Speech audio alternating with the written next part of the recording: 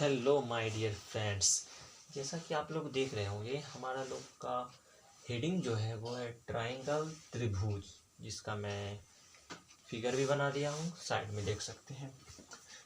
आज हम लोग पढ़ेंगे क्लास 9th के मैथ को। इसमें बहुत सारे चैप्टर्स हैं, बहुत सारे यूनिट हैं। हम लोग सोचे कि स्टूडेंट को सबसे ज़्यादा ट्रायंगल चैप्टर जो होता है वो ज़्यादा टफ लगता है, इसलिए मैं आज से ट्रायंगल चैप्टर को स्टार्ट करने जा रहा हूँ। तो आप में से कितने लोग जानते हैं कि त्रिभुज क्या होता है? अगर सबसे पहला क्वेश्चन हम लोग से क्या पूछा जाएगा, what is triangle, what is triangle, क्या होता है ट्रायंगल? अगर मैं देखूं त्रिभुज के, अगर मैं डिफाइन करना चाहूँ, अगर इसकी परिभाषा को डिफाइन करना चाहूँ, क्यों परिभाषा को, क्यों किसी चीज़ को जानना है तो उसको पहले जानना पड़ेगा ना, वो चीज़ क्या है। मार्कर है, ये मार्कर क्या है? मार्कर बोर्ड पे लिखने वाला चीज़ है, तो इसको हम जान गए ना, नाउ कर लिए हैं। इसी त्रिभुज को समझ ले, त्रिभुज क्या होता है। तो मैं इसका डिफिनेशन देता हूँ, बहुत आसान लैंग्वेज में समझना। इसका डिफिनेशन देता हूँ कि किसी समतल में स्थित, फिर से सुनना, डिफिनेशन बहुत आसान है, एक बार में समझ जाओगे। किसी समतल में, हम लिख देते हैं डिफिनेशन पहले, किसी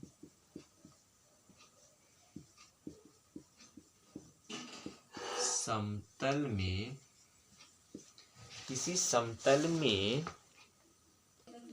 जैसा कि देख सकते हैं आप लोग, किसी समतल में स्थित तीन बिंदुओं से घिरी बंद आकृति को, क्या बोला मैंने, बंद आकृति, फिगर जो होगा हमारा वो कैसा, मुझे बंद आकृति।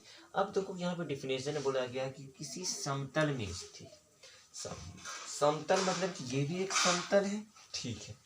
तो किसी समतल में स्थित तीन बिंदुओं से, क्या त्रिभुज कितने बिंदुओं से मिलकर बनता है? तीन बिंदुओं से। मतलब अगर कोई समतल जिसमें बहुत सारे बिंदु होंगे, बहुत सारे बिंदु, ये सारे क्या, बहुत सारे बिंदु, तो ये सारे बिंदुओं से जो मिलकर बना है, किसी समतल में स्थित तीन बिंदुओं से, जैसे ये बिंदु अगर मैं ले लूँ, ये बिंदु, इसको मिला दिया मैंने, तो ये ट्रायंगल बन गया है ना। तीन बिंदु से घिरी बंद आकृति को, इसको हमने यहाँ पे रिप्रेजेंट कर देते हैं। अब ये जो मेरा बना है यही होता है ट्रायंगल। तो ट्रायंगल का मैंने डिफिनेशन दे चुका हूँ, क्या दिया हूँ कि किसी समतल में स्थित तीन बिंदुओं से घिरी बंद आकृति को त्रिभुज कहते हैं। हर एक चीज़ का कॉन्सेप्ट रहेगा तो आप डिफिनेशन, क्वेश्चन आंसर, हर एक चीज़ को सॉल्व कर सकते हैं। तो ये था हमारा बेसिक आइडिया त्रिभुज का। त्रिभुज को थोड़ा संधि विच्छेद करते, इसको थोड़ा रफ कर देते, इसको उतार लीजिएगा।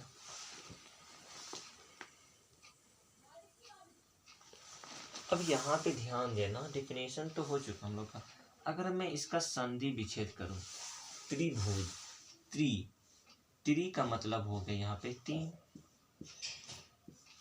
और भुज यानी मान लो भुजा, यहाँ पे एक और डिफिनेशन निकल गया।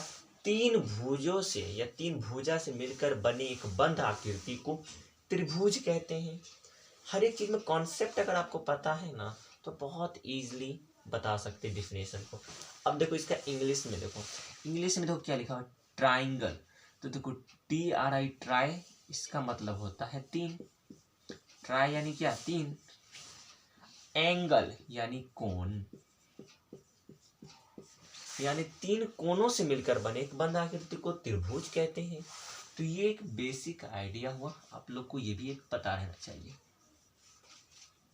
ओके, चलिए आगे हम लोग बढ़ते हैं। आगे इस चैप्टर में त्रिभुज में अगर आप किताब उठाते हैं और किताब को खोलते हैं तो इसमें एक ऐसा टॉपिक है त्रिभुज में जो आपको बहुत बार यूज आता है। यहाँ से आप लोग का पढ़ाई शुरू हो रहा है, बहुत ईजिली समझाऊंगा, हर एक कॉन्सेप्ट को क्लियर करेंगे। जो आपको एक टॉपिक आएगा वो है सर्वांगसम का, सर्वांगसम, ये बात हर दम आएगा, और इसको अगर आप समझ जाते हैं तो आप बहुत इजीली हर चीज़ को समझ सकते हैं। कुछ भारी मत लगेगा, एकदम समझते चलना है सिर्फ। सर्वांशम का क्या मतलब होता है? सर्वांशम का मतलब होता है समान आकार और समान माप। फिर से बोल दूं, इसका इंग्लिश भी लिखना चाहते हैं आप लोग? कॉन्ग्रुएंट होता है, लिख दूं मैं?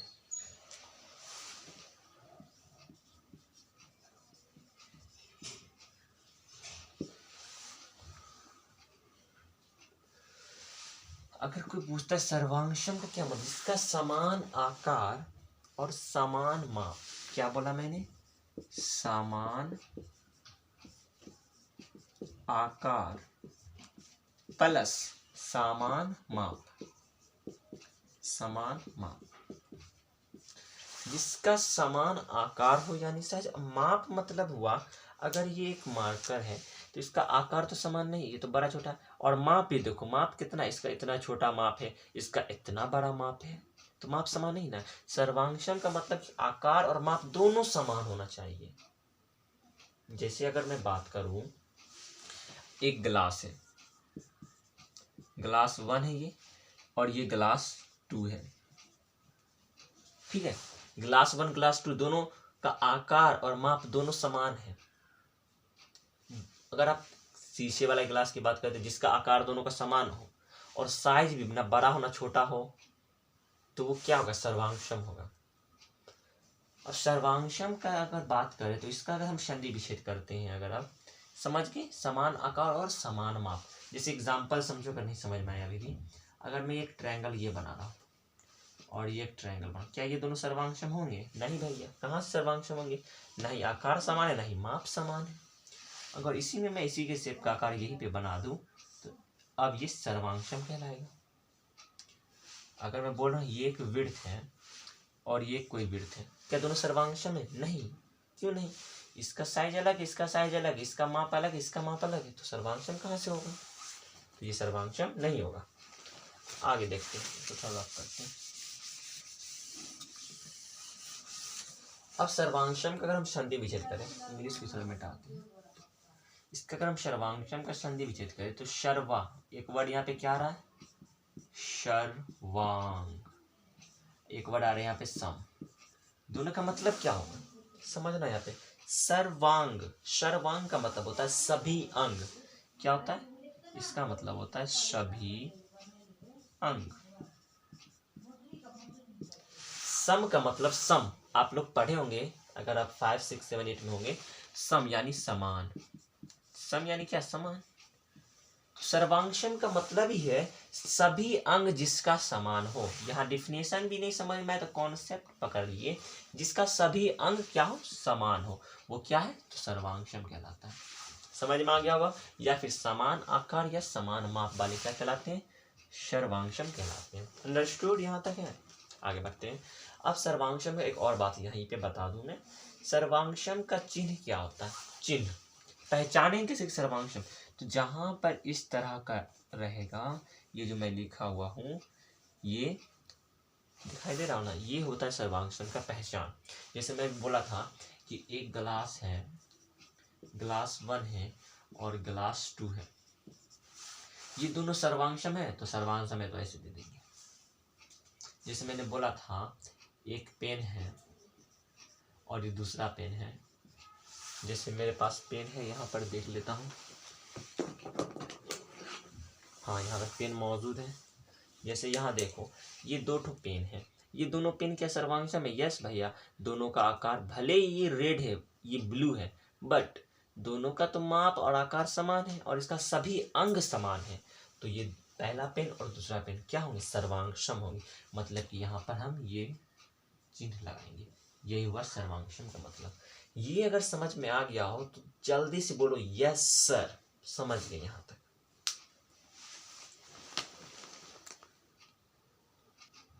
उम्मीद करता हूँ कि आप लोग को हर एक कॉन्सेप्ट क्लियर हो रहा होगा।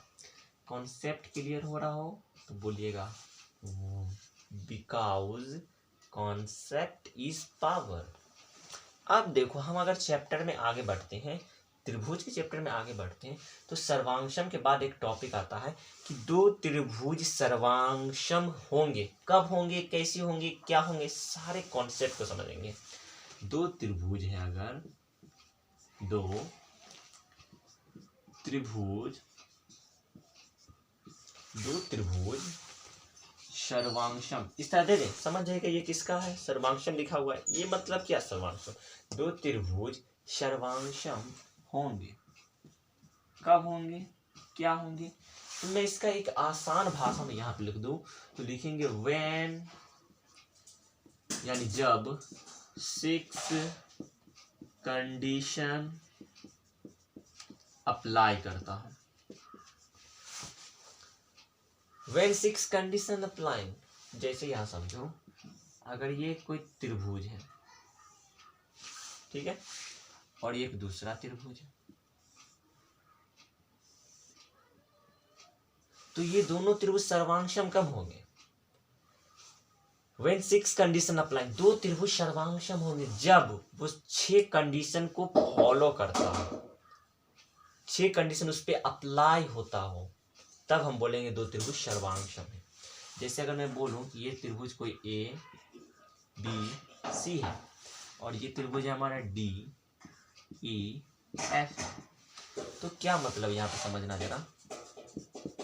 तो यहाँ पे देखो, यहाँ ध्यान देना, ये जो है ना 6 कंडीशन क्या अप्लाई होंगे। पहला जो ये कोण का मान होगा, ये कोण जो होगा वो इसके बराबर होगा। ध्यान देना, यहीं पर समझने वाली बात है। ये कोण जो होगा वो इस कोण के बराबर होगा। यहाँ पे मैं एक बात और बता दूं, ध्यान से सुनना। अगर ये समझो कि यहाँ पे 45 डिग्री का एंगल है और यहाँ 45 डिग्री है, तब ये कोण के बराबर होगा। अगर ये 45 है और ये वाला 45 है, तब ये कोण इसके बराबर होगा, क्योंकि कोण और भुजा दोनों दोस्त होते हैं। ये बात याद रखना। यहाँ पे मैं लिख दूं, कोण और भुजा दोनों दोस्त होते, क्या होते हैं, फ्रेंड है, दोनों क्या है, फ्रेंड है। तो ये कोण का मान इस कोण के मान के बराबर होगा। अब मैं कोण बी की बात करूं तो कोण बी जो होगा वो इस कोण ई के बराबर होगा, अंडरस्टूड। एंड कोण सी का जो मान होगा वो कोण एफ के बराबर होगा। फिर से सिमिलरली इसी प्रकार फिर समझो कि मैंने बोला कि अगर कोण ए जो होगा ना वो कोण डी के बराबर होगा, पहली बात। एंड कोण बी का जो मान होगा वो कोण ई के बराबर होगा, वेरी गुड सर। एंड कोण सी का जो मान होगा वो कोण एफ के बराबर होगा। यहां तक कोई दिक्कत है समझने में? ये 3 कंडीशन हुआ, 1 2 3 एंड 3 कंडीशन और क्या है, ये हो गया कोण। अब भुजा, क्योंकि कोण और भुजा दोनों क्या है, फ्रेंड है। अब भुजा की बात करूं तो यहाँ देखो, भुजा की जब भी बात करूंगा तो कोई एक बिंदु पकड़ना। देखो यहाँ पे 3 बिंदु है ना, एक बिंदु है, ये 2 3 3 बिंदु, ये तीनों बिंदु में से कोई एक बिंदु पकड़ो। चलो मैंने ई वाला पकड़ लिया, मैंने ये पकड़ा। अब यहाँ से तुमको ऐसे चलना है, फिर ऐसे चलना है, फिर ऐसे चलना है, फिर से देखना, ऐसे ऐसे ऐसे।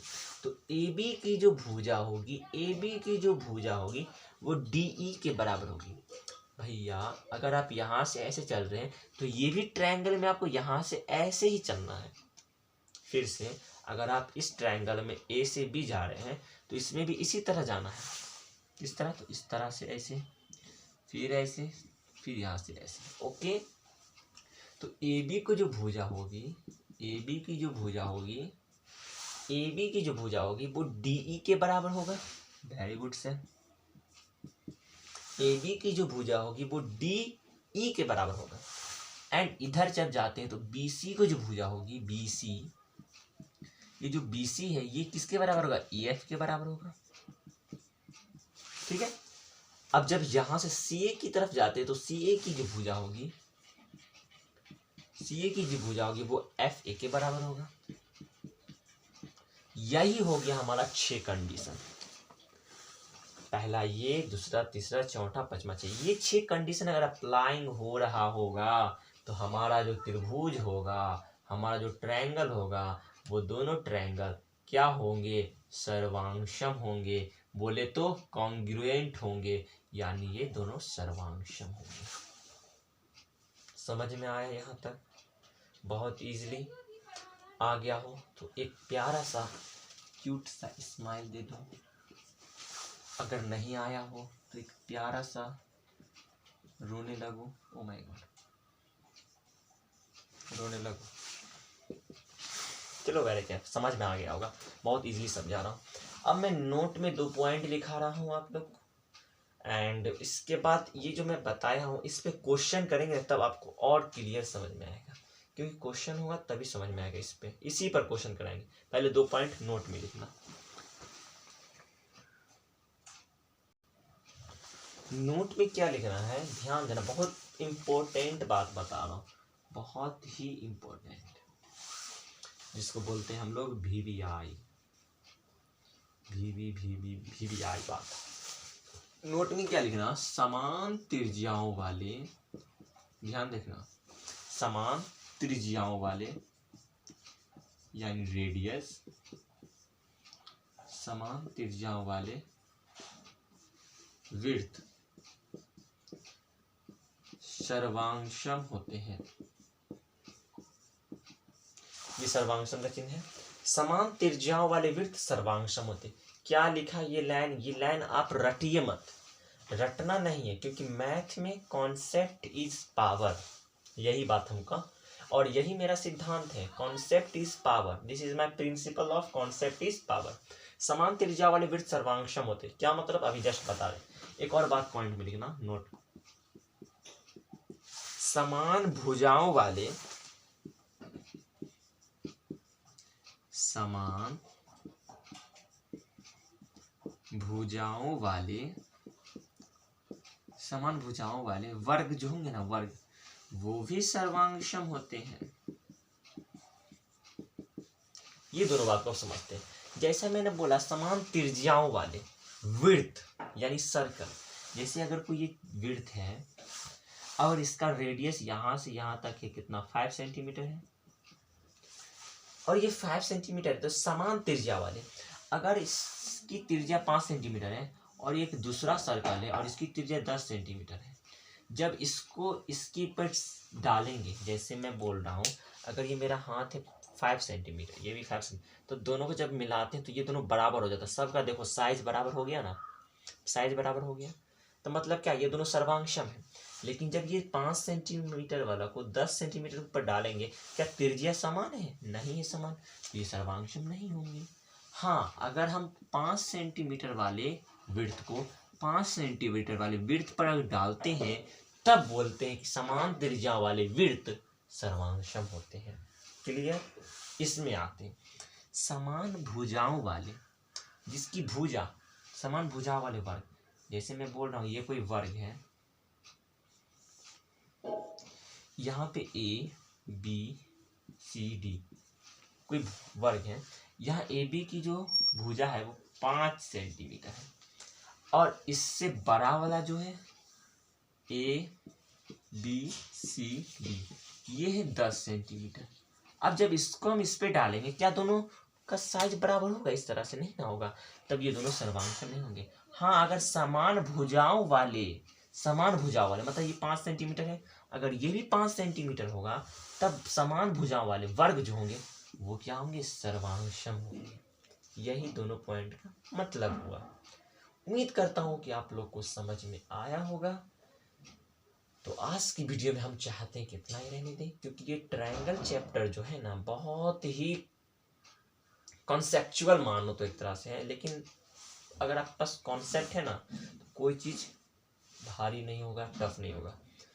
अगले वीडियो में हम बताएंगे कि जो 2 त्रिभुज जो बताया अभी हम, एक त्रिभुज ये और एक त्रिभुज ये, दोनों सर्वांशम है। सर्वांशम होने पर मैं क्वेश्चन बताऊंगा, क्वेश्चन से आपका कॉन्सेप्ट क्लियर हो जाएगा।